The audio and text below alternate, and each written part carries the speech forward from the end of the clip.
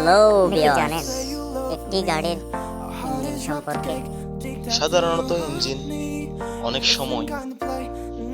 সময় ডিস্টার্ব করে।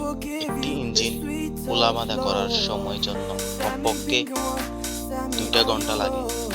তাই চলার পথে যদি কোনো সমস্যা দেখা দেয় তাহলে আমাদের আগে যেমন ফাইভের লাইন অনেক নাট বল্টু আছে, সেগুলা লুজ হয়েছে কিনা, টাইট হয়েছে কিনা সেগুলা দেখা দরকার। সেই জন্য আমাদের একটু মাথায় বুদ্ধি খাটাতে হবে, তাড়াহুড়া করলে হবে না। ধন্যবাদ। এরকম আকর্ষণীয় মজার ভিডিও পেতে এনএসটি টেককে সাবস্ক্রাইব করে সঙ্গে থাকবেন। এখানে একটি দৃশ্য